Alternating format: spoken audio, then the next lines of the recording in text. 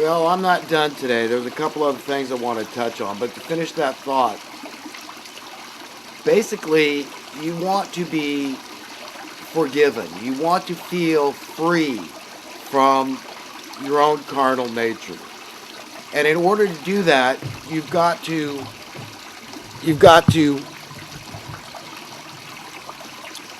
confess. You've got to admit when you're wrong. And sometimes we need to do that in a conscious fashion. Like sometimes we might need to apologize to somebody and admit we're wrong. We might not do it immediately because at the time that we transgressed, let's say, and said something in a way that we didn't mean to say it and offended somebody unintentionally, when we were really genuinely wanted to correct them in a way that was not offensive, but it came out wrong, it's very important that we, reach out and ask forgiveness. And at least be willing to offer it if somebody, makes us cognizant of the fact that we've offended them. And we think about it and we think, yes, I was wrong. I could have said that differently, and I apologize for the way that came across. But here's what I really meant to say as a brother or a sister. So when we're willing to offer forgiveness, to offer mercy essentially, then we can feel worthy and deserving of getting mercy and forgiveness for our transgressions. Like it's written, with the mercy we show others, that same mercy we shall be shown. With the measure we judge others, that same measure we too shall be judged. So judgment in that sense is like a condemning judgment. So that's why it's so important that we don't condemn others. That when we think about our enemies, at the end of the day, when we stand naked before God in our closet, metaphorically speaking, when we say, God, reveal to me where I'm still evil, where I'm off track in my thinking, and correct me, even if it's humiliating, even if I have to go and apologize to somebody. Whatever the case may be, do it. King Solomon talked about this. It's like freeing yourself from the hunter's arrow, or, whatever analogy you want to use, but it's for your own good. I know, in these recovery programs, these 12-step programs, they talk about not giving people free rent in your head.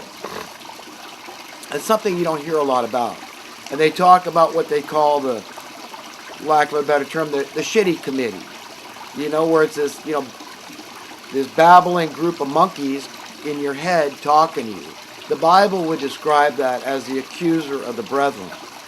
So whatever that may be, that thing, that entity, you want to free yourself from it. You don't want people to have free rent in your head. You don't want to listen to the babbling, nonsensical monkeys chattering, and you don't want to listen to the accuser, your accuser that tells you, look, you're a phony, you're a sinner, you're nothing. You're just going to die any day. You're this, you're that, you're the next thing. Whatever the accuser lays on you, you can turn, just like everybody has access to turn to the one that loves us in a way that nobody else can love us. Just like Jesus proved on the cross, okay? Because nobody would have done what he did for humanity if they didn't love us extremely much. To die in a brutal, barbaric, humiliating fashion, painful and torturous, is how the Messiah, Jesus Christ, died for you and me and all of us. His blood was spilled. That blood was spilled on the earth, and it's there to this day, and it's there for all of us. And when Jesus left us, he did not leave us alone. He made it very clear that he left us with the Spirit of truth, this Holy Spirit of God.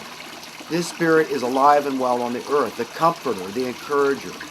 It's anything good you could think of. God to me is every single good quality, characteristic, and attribute that you can imagine that comes to your mind when you're thinking about good things, good characteristics, good attributes. Remember the source. And just understand his will for you. And then understand how different this world, our society, our civilization, this realm will be when his will is finally done. And that's what we should be preparing ourselves for and preparing others for. So when I talk about economic matters, remember, it's a means to an end. Because the end is idealistic. It is perfect. We're called on, we're told that is what we should strive for, is an idealistic, perfectly logical existence, free from even a hint of bad, of evil, of oppression, of greed, of accepting and tolerating these things. So we should be very intolerant of these wicked people that rule over us. We should put them in their place and tell them the score and how it's going to be. Even if it appears to be, through empirical, observational evidence, a losing battle. And that's, again, why I say, look, I don't have any faith in political solutions. And then it seems inconsistent, incongruent, when I say, well, we should fight the good fight, even though I say, look, point to Scripture and say this is a losing battle because it's going to take the return of Jesus to straighten this mess out. But you see, you will be rewarded not just in the future by storing your treasures in heaven, but you can be rewarded even now, okay, by being able to enjoy your life more because you are a friend to God. This is the highest calling. This is what it's all about. Think of what a real friend will do for you. A lot of real friends will throw themselves in front of a bullet for you. Did you know that? That is powerful love, okay? That is the love that God showed us through His Son Jesus dying on the cross. But there's no more to come. There's not going to be any more grace, levity, forgiveness, mercy shown to humanity. Jesus paid the final price. And God is not going to tolerate any more psychobabble nonsense coming from any of us. We're all going to be without excuse. That's why we're told to work out our salvation with fear and trembling. Know this, these are very serious matters. Economic matters are very serious. Again, why? Because the money, ... is the root of all evil. All. Remember, it's so critical to understand the word all. Not some, all. So when I talk about the shenanigans, the charade, the overt fraud upon fraud, this feeding frenzy of fraud, this mountain of fraud, and all these partakers therein, and those that are at the very top, these people have great power. You see what great power there is in the money. They write the paychecks. They hold the very survival of those that they pay. They control the power through the money printing presses, through the ability to write those paychecks for the military, for the law enforcement, to the politicians, to all the establishmentarians therein, to all the people that work in the financial services industry, to all those that work in the judicial services industry, the prison industrial complex, the poverty industrial complex, and on and on. All these people are collaborators, colluding, and it forms this one huge, great behemoth of monopoly. That is the establishment. That's it. And it's fighting against good. All that is truly good is an anathema. This is not a religious thing. Your religious people are winning over the religious people. No. This is good being a bully. This is evil people bullying the good people. And the only reason they can get away with it is because they're willing to stoop to levels that good people are not. They're willing to transcend and forego the precepts of the golden rule of treating others the way you want to be treated and not being a hypocrite. They're willing to commit any kind of crime, even if that crime involves murder, which has got to be the worst crime out there, because this is intentionally slaughtering another human being. This is killing a god, essentially. A child of God is a small god with great limitless cosmic potentials. We're eternal beings. So this whole idea is so blasphemous that you could kill another human being. To most normal, healthy people, it's unthinkable to say you want the power and the things of this world, the temporal things of this world so much that you're willing to do those things. And all the minions there say, I'm innocent, I'm just doing this, I'm just, working under them. Yes, my job revolves around the problem, but, I want to solve the problem.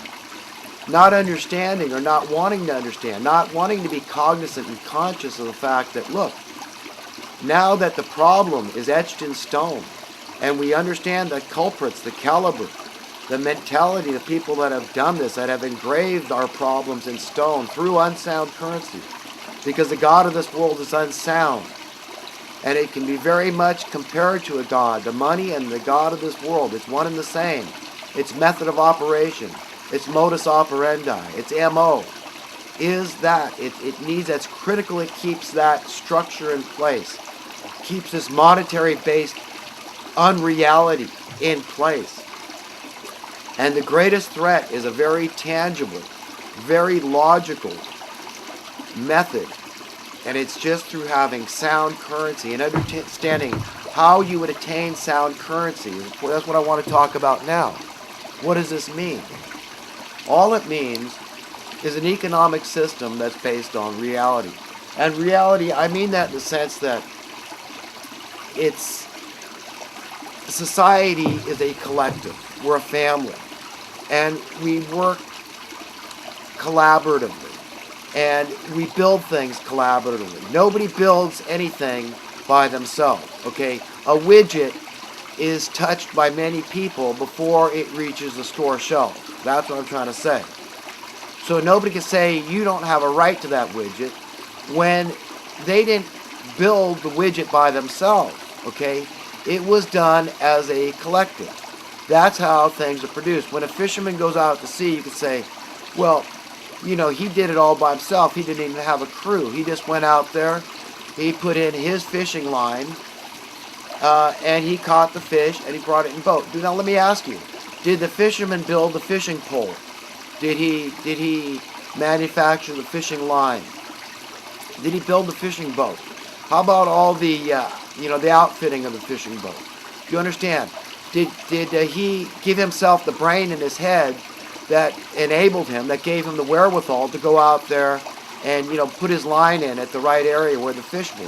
Who gave him the brain in his head? So at the end of the day, it's glory to God only that we have what we have. So fundamentally, understand that.